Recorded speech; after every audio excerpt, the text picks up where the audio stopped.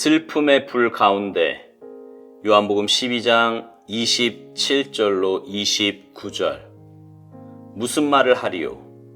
아버지여 나를 구원하여 이 때를 면하게 하여 주옵소서. 그러나 내가 이를 위해 이 때에 왔나이다.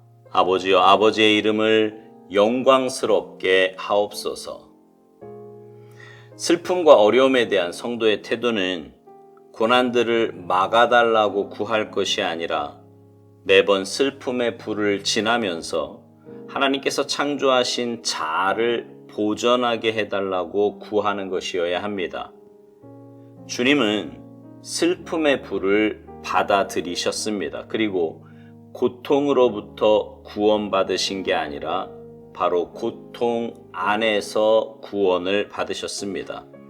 우리는 슬픔이 있어서는 안 된다고 말하지만 슬픔은 언제나 있습니다. 그러므로 우리는 슬픔의 불을 자연스럽게 받아들여야 합니다. 슬픔을 피하려고 하거나 슬픔과 관련된 사건을 거부하려고 한다면 이는 어리석은 것입니다. 삶 속에서 슬픔은 너무나 자명한 사실이기 때문입니다. 그러므로 슬픔이 있어서는 안 된다고 말해보았자 아무 소용이 없습니다. 죄와 슬픔과 고난은 항상 존재합니다.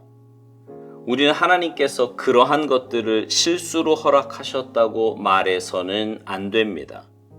슬픔은 많은 천박한 것들을 불태우지만 그렇다고 항상 사람을 더 훌륭하게 만드는 것도 아닙니다. 고난은 내게 자아를 찾게 하든지 자아를 파괴합니다. 당신은 성공 속에서 자아를 발견할 수 없고 오히려 이성을 잃습니다. 단조로운 삶 속에서도 자아를 발견하지 못하고 오히려 불평하게 될 것입니다. 자신을 발견하게 될 때는 슬픔의 불 가운데 있을 때입니다. 그 이유는 중요하지 않습니다. 다만 성경과 인간의 경험은 그것이 사실임을 알려줍니다. 당신은 슬픔의 불을 지나 그 속에서 자신을 발견한 사람들을 언제나 알아볼 수 있습니다. 고통 가운데 있을 때 이러한 사람을 찾아가면 그는 당신을 위해 충분한 시간을 내어줄 것입니다. 슬픔의 불을 지나지 않은 사람들은 남을 멸시하는 경향이 있기 때문에 당신을 위해 내어줄 시간이 없습니다. 만일 당신이 슬픔의 불을 받아들이면 하나님께서는 당신을 다른 사람의 영적 성장을 위한 영양분이 되게 하실 것입니다.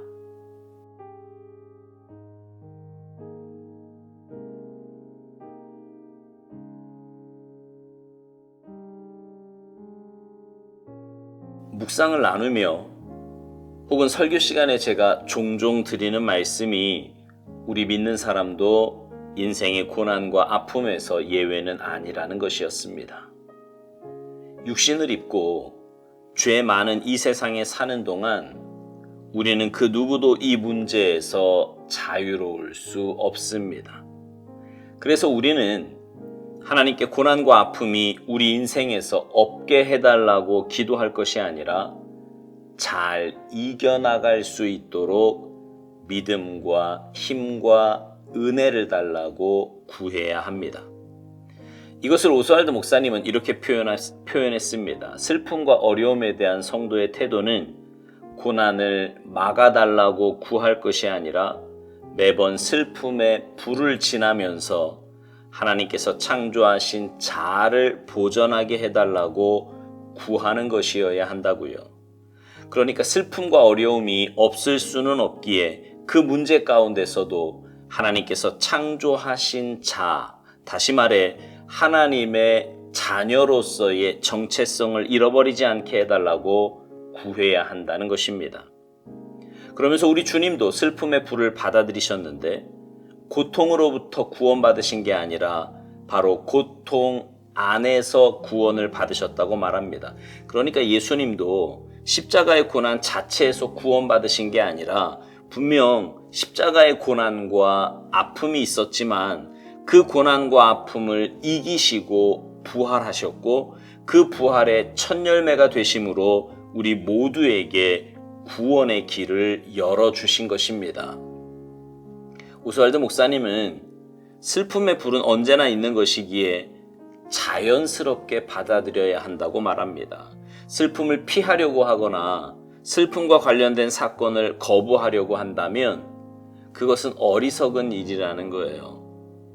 죄와 슬픔과 고난은 항상 존재한다는 것입니다. 맞습니다. 그렇기에 그것 자체가 없기를 기대하고 기도하는 것이 아니라 그 안에서 우리가 어떤 모습을 갖고 어떻게 받아들이냐가 중요한 것입니다. 왜냐하면 고난과 슬픔을 어떻게 처리하느냐에 따라 사람이 영적으로 성숙하기도 하고 반대로 삶이 피폐해지기도 하기 때문입니다. 이 부분에 대해 오스왈드 목사님은 이런 말을 합니다. 슬픔은 많은 천박한 것들을 태우지만 그렇다고 항상 사람을 더 훌륭하게 만드는 것은 아니라고요. 그러면서 고난은 내게 자아를 찾게 하든지 자아를 파괴한다는 것입니다.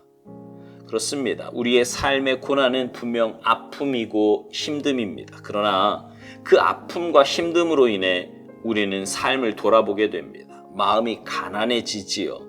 하나님의 은혜를 구하게 되고 겸손하게 하나님의 뜻을 받아들이게 됩니다. 그러나 모든 사람이 그런 것은 아니에요. 오히려 고난 가운데서 왜 내게 이런 일이 일어났느냐고 분노합니다. 다른 사람을 향해 원망과 불평을 쏟아놓으며 마치 막말 허가증이라도 받은 양 그렇게 행동을 하기도 합니다. 고난 가운데 있으면 모든 것이 용서되는 것처럼 착각하기도 합니다. 그러나 그건 자기 삶을 파괴할 뿐입니다. 고난으로 인해 더 큰 아픔을 겪게 될 뿐입니다. 그래서 고난이 어떤 사람에게는 유익한 도구가 되지만 어떤 사람에게는 삶을 파괴하는 무서운 도구가 되기도 하는 것입니다.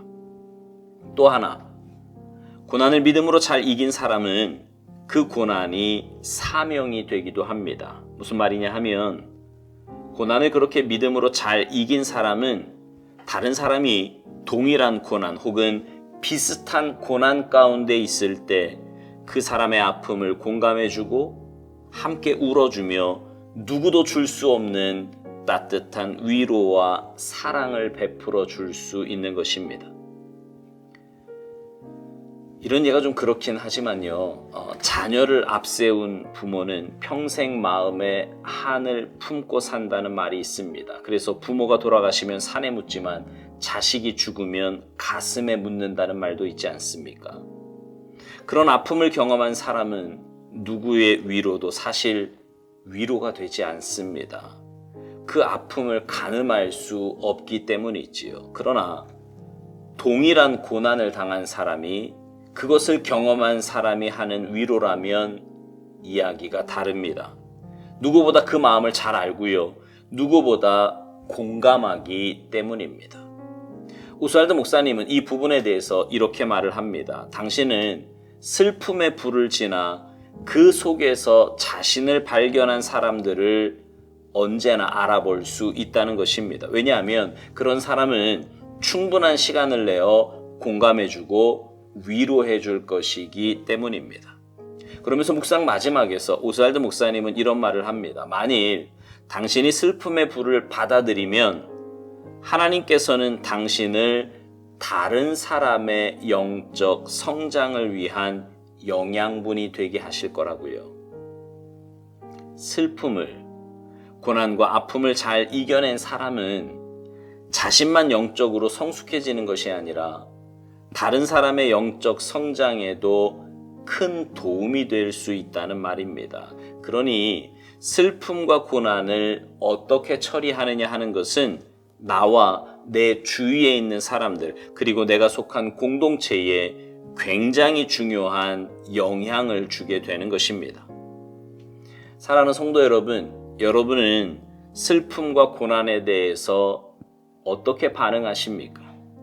그 가운데 있을 때 어떤 말과 어떤 행동을 하십니까?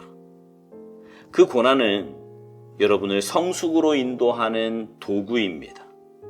도망하지 말고 남을 탓하거나 하나님을 향해 엉뚱한 원망을 하지 말고 믿음으로 반응하며 자신을 돌아보시기 바랍니다. 그래서 더 성숙한 모습으로, 영적으로 더 건강한 모습으로 하나님 앞에 바로 서서 그런 여러분을 통해 여러분 주위에 있는 사람들도 함께 성장하는 복된 역사가 있게 되기를 주님의 이름으로 축복합니다. 아멘.